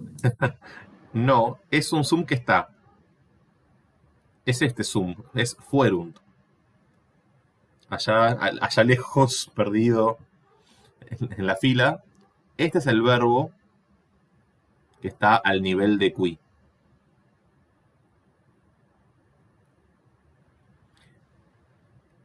Continetur está dentro de in quo, que es otra relativa, pero adentro de esta grande. Y después tenemos el verbo principal de la oración, que es este sum.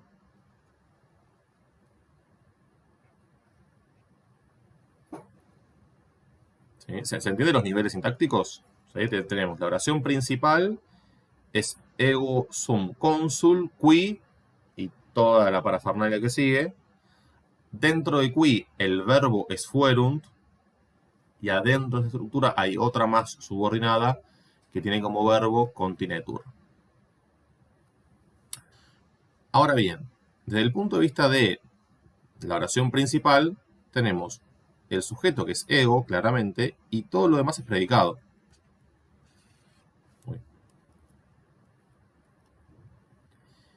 Y todo lo demás es predicado. Que sigue hasta acá. Tendría que ser un poco más alto porque hay otros predicados.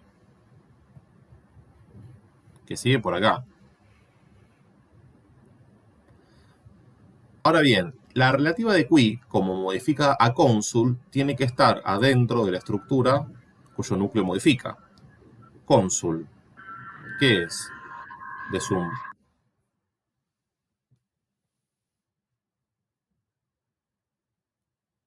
¿Qué función cumple cónsul?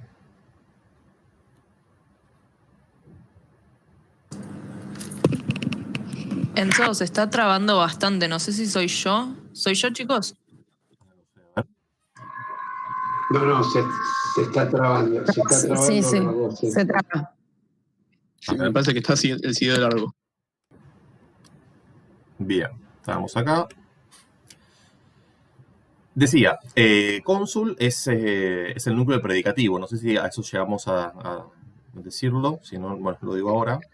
Dijo eso y se cortó. Todo el predicativo es esto. Porque adentro del predicativo es que tenemos una relativa adentro de otra.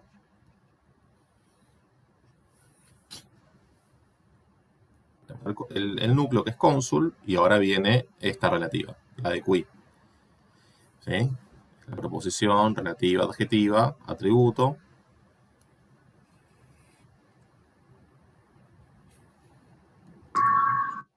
Puede ser que sea una enumeración de cosas que no son, y la primera tiene adentro un atributo, el fórum tiene un atributo, pero es una más de las enumeraciones que se niegan, que fueron.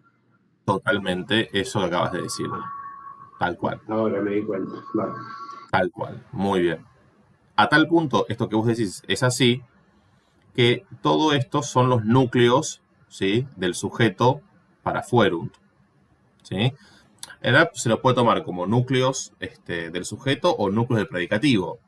O sea, porque también puede ser sujeto esto, loci, vacui, ¿no? Lugares vacíos de peligro y acechanzas, ¿no? Insidis, no fueron ni el foro, ni el campo, ni la casa, etcétera, etcétera. Yo soy el cónsul ¿para quién? Ni el foro, o sea, no tuve lugar donde, no hubo lugar en la patria que no haya sido espacio para cometer algún atentado en contra de mí, ¿no? El sentido del texto es ese. Entonces, ocurre que acá está articulado por non, ¿sí? Es el adverbio de negación. Se lo puede tomar, ¿sí?, como todo un predicado, ¿sí?, y el sujeto que sea loci, vacui, periculo, atque, insidis, y todo el resto es predicado con un predicativo, o al revés, ¿sí?, que esto primero sea el sujeto y loci, vacui, periculo, etcétera, sea el predicativo subjetivo, ¿sí?, como lo quieran pensar.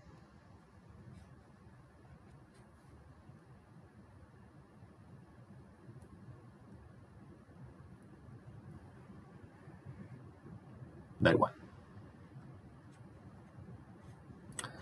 Cuando hay un verbo copulativo, como el verbo sum,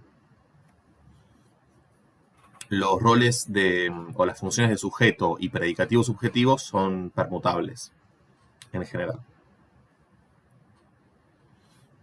Cuando son dos sustantivos, salvo que haya un sustantivo y un adjetivo. Si hay un sustantivo y un adjetivo conectados por el verbo copulativo, bueno, el sustantivo será el sujeto y el adjetivo será predicativo subjetivo. Pero cuando hay dos sustantivos, las funciones o los roles son, intercambiables.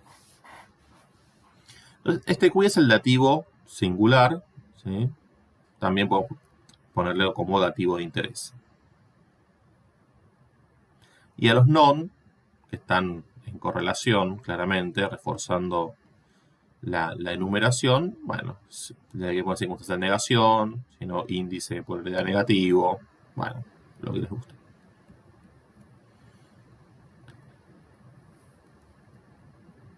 Ahí se traducirían por ni cada uno, ¿no? Sí, totalmente. Entonces,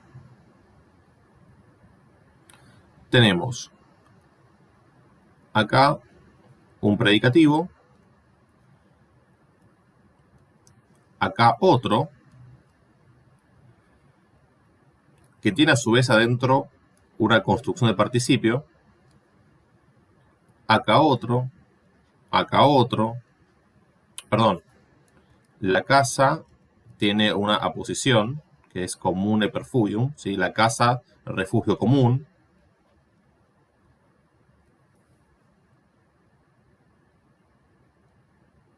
Y finalmente, circunstancial, el asiento de honor, otro predicativo, nunca, circunstancial de tiempo.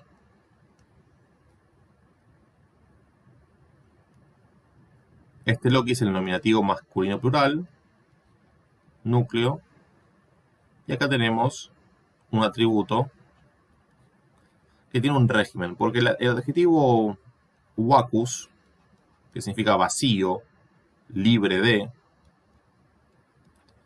rige ablativo. Vieron que hay adjetivos, incluso en castellano, por ejemplo, el adjetivo capaz en castellano rige preposición de. Del mismo modo, hay adjetivos en latín que pueden regir un caso. Este caso es el ablativo periculo atque insidis, ¿sí? Lugares vacíos de o libres de. Vacui es nominativo masculino plural porque concuerda con loci.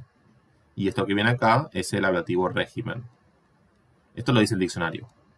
Dice que Uwacus se construyó con ablativo, no tienen por qué saberlo.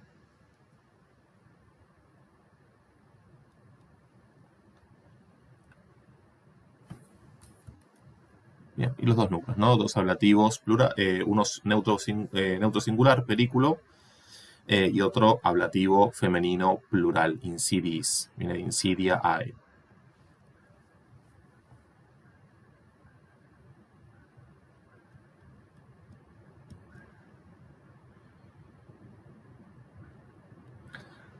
Fíjense que comune, acá domus, comune perfugium. Comune es el adjetivo de segunda clase, ¿no? Comunis, comune, atributo y núcleo. Perfugium es un neutro, por eso comune es neutro. ¿Sí? Son dos nominativos neutros singulares. Domus es nominativo femenino singular.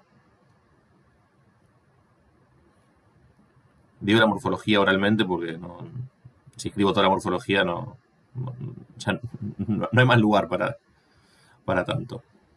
Entonces fíjense que en el primer elemento de la enumeración, forum, nominativo neutro singular, es el núcleo, y acá tenemos una proposición relativa atributiva, in quo omnis aequitas continetur.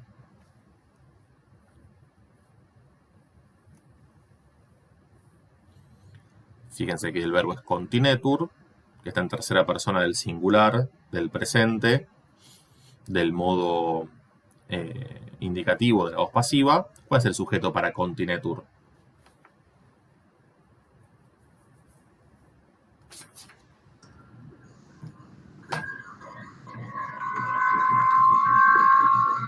Omnis aequitas. Omnis aequitas, tal cual. Y el in quo es el ubi, ¿no? En el cual, en donde, ¿no? In más ablativo. In quo. El quo es ablativo neutro singular porque forum es ablativo neutro singular. Después tenemos campus, nominativo masculino singular, campus campi. Es el núcleo predicativo. Y consecratus es el participio, que también está en nominativo masculino singular porque concuerda con campus. Entonces, construcción del participio concertado, atributo de campus. Y perdón, forum dijiste que es nominativo, neutro. ¿No? Sí, nominativo neutro singular. Ah, está.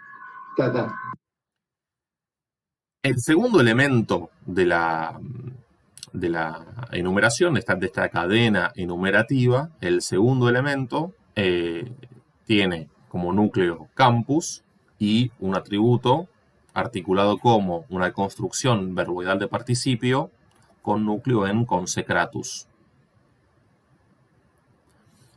Consularibus auspicis, ¿sí? Son los auspicios consulares, que tienen que ver con una práctica político-religiosa que se hace para las elecciones de los cónsules. Es el circunstancial de tiempo en ese momento, ¿no? Puede ser de tiempo o... Sí, es un circunstancial, qué sé yo. Porque lo que dice es el campo consagrado a los auspicios consulares.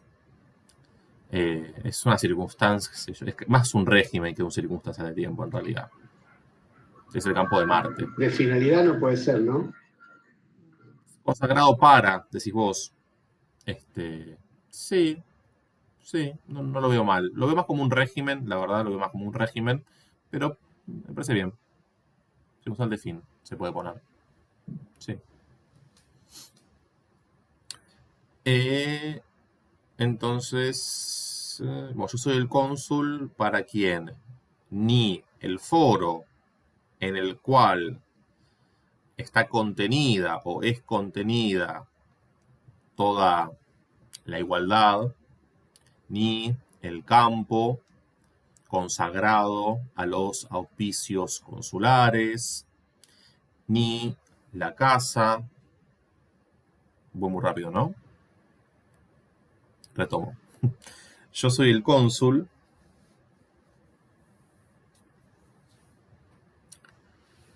para quien ni el foro en el cual toda igualdad, toda justicia es contenida, ni el campo consagrado a los auspicios consulares, ni la casa refugio común, ni finalmente el asiento de honor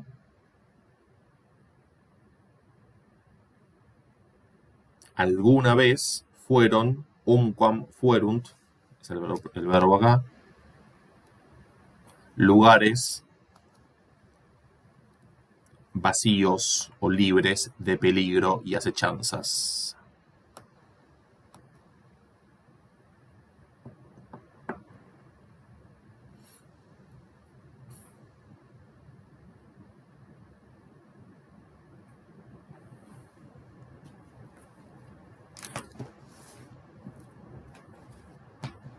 ¿Repito algo? ¿La puede decir ahora de corrido? Sí. Yo soy el cónsul para quien ni el foro en el cual toda la justicia, toda la igualdad es o está contenida, ni el campo consagrado a los auspicios consulares, ni la casa refugio común, ni finalmente esta silla de honor, sedes honoris, alguna vez, umquam, fueron loci vacui periculo atque insidis, lugares libres, vacíos de peligro y acechanzas. Y el sentido general sería algo así como, yo nunca la tuve fácil. Sí, en el sentido de cada vez que se amenaza a la patria, se me está amenazando a mí, o al revés, cada vez que yo fui amenazado o corrí algún peligro, ese peligro lo corre la patria también, porque yo soy la patria, y no hubo lugar, no hubo escondite, no hubo ningún recóndito espacio en el cual Cicerón no hubiese corrido peligro por culpa de toda esta conspiración.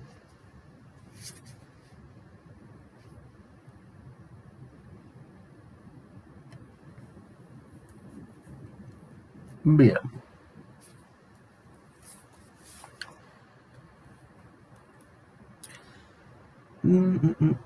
Bueno, ahora vamos a esta última. Multis rebus conquesis, ego nunc non tacebo.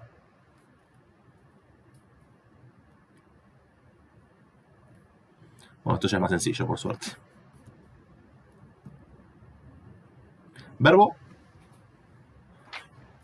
Taquebo y conquesis. Conquesis. El taquebo está en la primera persona del singular, del futuro imperfecto, del modo indicativo de la voz activa, y el sujeto es ego. Predicado, nunc es el adverbio, invariable, circunstancial de tiempo, y non es el índice de polaridad negativa. Y después tenemos multis rebus conquesis, que es claramente el ablativo absoluto. Sí, perdóname, ¿me ibas a decir algo? No, eso que era un ablativo. Concedidas estas cosas o muchas cosas. Claro. Muchas cosas concedidas, yo ahora no callaré. El sentido es ese, ¿no? Ahora lo repito, pero bueno, conquesis es el participio perfecto pasivo de conquedo. Está en ablativo femenino plural, porque rebus es femenino plural.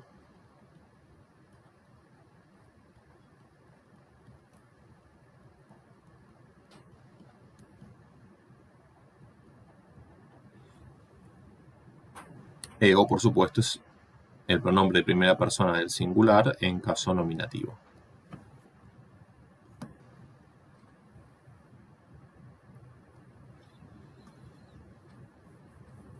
Entonces dice, concedidas muchas cosas, yo ahora no callaré.